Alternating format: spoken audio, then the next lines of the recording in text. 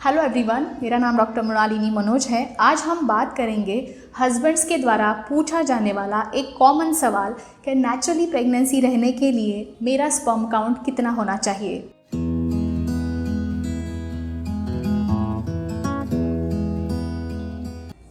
नमस्कार, myself doctor Mrinalini Manoj. I am an embryologist और मैं हमेशा आपके साथ health related informative video share करती हूँ। आज हम सीमेन एनालिसिस इस सीरीज़ का एक अगला टॉपिक डिस्कस करेंगे। हस्बैंड्स हमेशा ये सवाल हमसे पूछते हैं कि मेरी वाइफ को नेचुरली प्रेगनेंसी रहने के लिए मेरा स्पर्म काउंट कितना होना चाहिए। सीमेन एनालिसिस यानी वीर्य की जांच, इस टॉपिक पर मैंने आपके साथ अब तक 3 वीडियो शेयर किए हैं। अगर अब तक आपने वो वीडियोस चेकआउट नहीं किया है तो जाके ज़रूर देख लीजिएगा, उसका लिंक मैं नीचे डिस्क्रिप्शन बॉक्स में दे दूंगी। आज हम देखेंगे, जैसे हम जानते हैं कि प्रेगनेंसी ठहरने के लिए एक स्त्रीबीज और एक शुक्राणु की ज़रूरत होती है, और हस्बैंड्स के सीमेन में यानी वीर्य में मिलियंस ऑफ स्पर्म्स यानी करोड़ों शुक्राणु होने के बावजूद प्रेगनेंसी क्यों नहीं रुकती है। और साथ ही साथ हम देखेंगे WHO यानी कि वर्ल्ड हेल्थ ऑर्गेनाइजेशन का सीमेन एनालिसिस के बारे में क्राइटेरिया क्या है। 2010 में एक पिछला क्राइटेरिया था और अभी नया 2021 में क्या क्राइटेरिया आया है वो भी आज हम देखेंगे।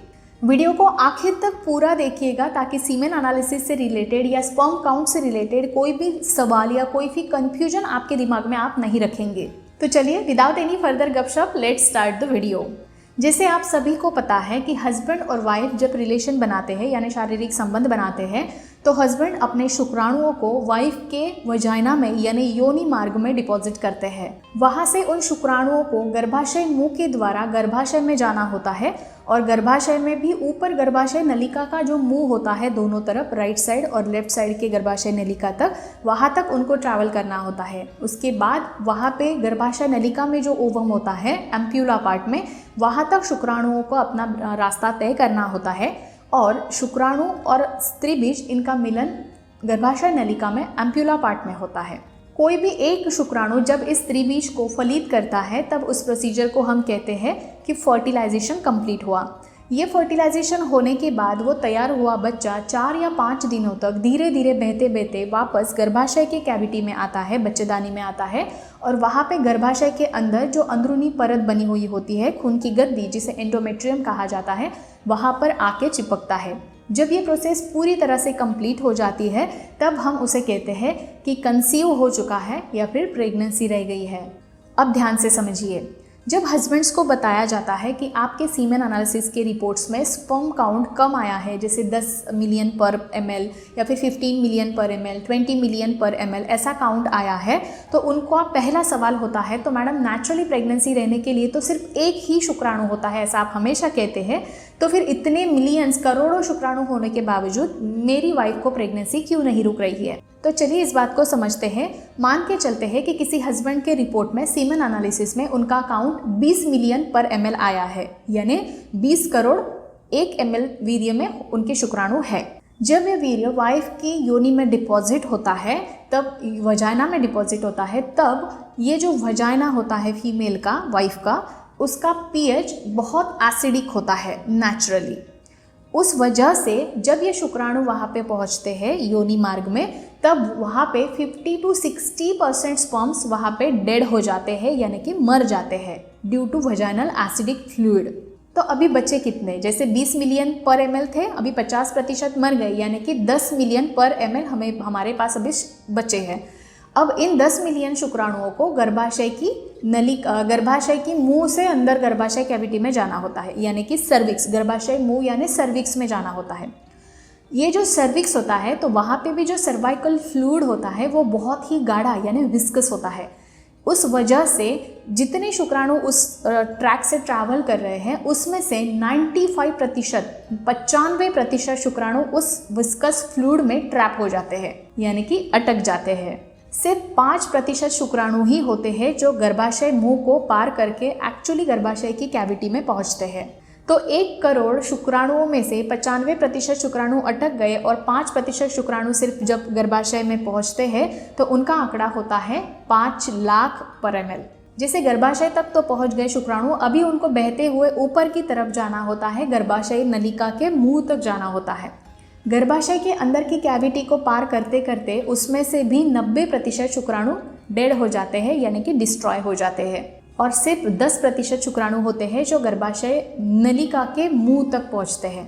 5 लाख में से सिर्फ 10% यानी 50,000 शुक्राणु गर्भाशय नलिका के मुंह तक पहुंच गए। अभी गर्भाशय नलिका 2 है, राइट साइड में और लेफ्ट साइड में, तो दोनों तरफ पकड़ के चलते हैं कि आधे आधे शुक्राणु दोनों तरफ ट्रैवल कर रहे हैं। जैसे कि 25,000 शुक्राणु राइट साइड पे जाएंगे, 25,000 शुक्राणु लेफ्ट साइड पे जाएंगे। अगर आप मेरे रेगुलर व्यूअर हैं तो आपको पता है, मैंने ये कई बार बताया है कि हर महीने में किसी भी एक ही साइड की ओवरी से स्त्रीबीज निकलता है और एक ही गर्भाशय नलिका में स्त्रीबीज अवेलेबल होता है। तो वैसे भी 25,000 जो है वो शुक्राणु वेस्ट हो गए, तो बचे 25,000 जिस साइड पे अगर ओव्यूलेशन हुआ है और वहाँ पे स्त्रीबीज अवेलेबल है। अब इन 25,000 शुक्राणुओं को गर्भाशय नलिका का भी जो कॉम्प्लेक्स स्ट्रक्चर होता है उसमें से गुजरना होता है और किसी एक शुक्राणु को चांस मिलता है वो स्त्रीबीज फलित करने का।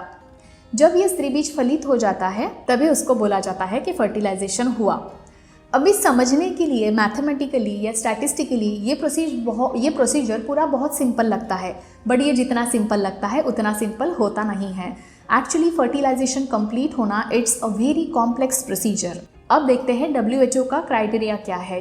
जैसे मैंने वीडियो के शुरुआत में आपको कहा था, 2010 का क्राइटेरिया भी हम देखेंगे और 2021 का क्राइटेरिया भी हम देखेंगे। सबसे पहले बात करते हैं वॉल्यूम की। जी हाँ, कि कितना वीर्य का क्वांटिटी या फिर कितना ml वीर्य होना चाहिए। 2010 में कहा गया था 1.5 ml वीर्य होना चाहिए और 2021 में कहा गया है कि अगर वीर्य का वॉल्यूम 1.4 ml है तो भी वो नॉर्मल पकड़ा जाएगा। अब बात करते हैं टोटल स्पर्म काउंट पर इजैक्यूलेट, मतलब एक बार रिलेशन रखने के बाद जितना वीर्य पुरुष के शरीर के बाहर निकल रहा है एक टाइम पे, पूरा वीर्य जितना है, जितना भी ml निकल रहा है, उस पूरे वीर्य में कितना स्पर्म काउंट है उसे बोला जाता है टोटल स्पर्म काउंट पर इजैक्यूलेट। 2010 और 2021 दोनों ही क्राइटेरिया में उसका क्वांटिटी बताया गया है 39 मिलियन पर इजैक्यूलेट। अब बात करते हैं स्पर्म काउंट पर ml, यानी कि 1 ml वीर्य में कितना शुक्राणु काउंट होना चाहिए। 2010 में और 2021 में दोनों ही क्राइटेरिया में 15 मिलियन पर ml यानी 15 मिलियन पर ml से ज़्यादा अगर उसका स्पर्म काउंट है तो उसे नॉर्मल माना जाता है। अगर यहाँ तक आपने मेरा वीडियो देखा है तो आने वाला 1-1.5 मिनट बहुत ज़्यादा ज़रूरी है, वीडियो को ध्यान से देखिएगा जो मैं बताने जा रही हूँ, क्योंकि अगर आपका सीमेन एनालिसिस के रिपोर्ट में स्पर्म काउंट 15 मिलियन से भी कम है तो इसका मतलब ये नहीं होता है कि आपका प्रेगनेंसी रहने का चांस 0% है। जी हाँ, 15 मिलियन या उससे कम सीमेन एनालिसिस में अगर काउंट दिख रहा है तो इसका मतलब सिर्फ इतना होता है कि प्रेगनेंसी रहने के चांसेस कम है, 0 नहीं है। आप प्रेगनेंसी कंसीव कर सकते हो। इसीलिए इन वैल्यूज़ को कभी भी नॉर्मल ऐसा नहीं कहा जाता है, इन नॉर्मल वैल्यूज़ नहीं कहा जाता है। इन वैल्यूज़ को हमेशा रेफरेंस वैल्यू कहा जाता है, क्योंकि प्रैक्टिस में हमने ये कई बार देखा है कि पेशेंट का रिपोर्ट यानी हस्बैंड का रिपोर्ट, सीमेन एनालिसिस का रिपोर्ट बहुत कम आता है, जैसे 8 मिलियन, 10 मिलियन, 12 मिलियन पर ml उनका स्पर्म काउंट होता है और अगले महीने वो अपने वाइफ के साथ प्रेगनेंसी पॉजिटिव हुई है, इस तरीके का यूपीटी का हमें रिपोर्ट दिखाने लेके आते हैं। इसीलिए सीमेन एनालिसिस में एबनॉर्मल सीमेन एनालिसिस ऐसा कुछ नहीं होता है। जितना भी आपका स्पर्म काउंट है उसे रेफरेंस वैल्यू जितनी बोली गई है WHO के अनुसार उससे कम है, इतना ही उसका मीनिंग निकलता है। उसका ये मतलब नहीं होता है कि आप प्रेगनेंसी नहीं पा सकते या फिर आपको बच्चा नहीं हो सकता। बिल्कुल आपको बच्चा होने के चांसेस होते हैं। आज हमने सीमेन एनालिसिस के रिपोर्ट्स में अगर स्पर्म काउंट कम है तो क्या दिक्कत आती है या फिर प्रेगनेंसी क्यों नहीं रुकती है इसके बारे में देखा।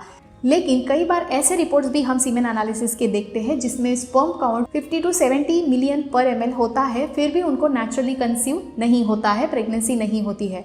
ऐसा क्यों होता है? तो जी हाँ, इसके बारे में हम आने वाले अगले वीडियो में आपके साथ बात करेंगे। अगर आपके रिपोर्ट में सीमेन एनालिसिस आपने करवाया है और उसमें आपको कुछ समझ में नहीं आ रहा है, कुछ सवाल आपके दिमाग में चल रहा है, तो कमेंट सेक्शन में ज़रूर लिखिएगा। उसका जवाब देने की कोशिश मैं अगले वीडियो में ज़रूर करूँगी। अगर आप सीमेन एनालिसिस से जुड़े हुए कुछ वीडियोस देखना चाहते हैं या फिर जो नई हमने IVF सीरीज़ अभी शुरू की है उस वीडियोस को आप देखना चाहते हैं तो चैनल को सब्सक्राइब करके रखिए। साथ ही साथ वहाँ पे बेल आइकन को भी आपको क्लिक करना है, ऑल नोटिफिकेशंस पे भी क्लिक ज़रूर करिएगा, ताकि क्योंकि जब भी मैं अपना नया इन्फॉर्मेटिव वीडियो अपलोड करती हूँ उसका सबसे पहला नोटिफिकेशन आपको मिल जाएगा। तो चलिए मिलते हैं हमारे अगले वीडियो में एक नए टॉपिक के साथ। तब तक के लिए अपना ख्याल रखिए, स्वस्थ रहिए और हमेशा हमारे साथ जुड़े रहिए बिकॉज हेल्थ इज़ हियर। नमस्कार।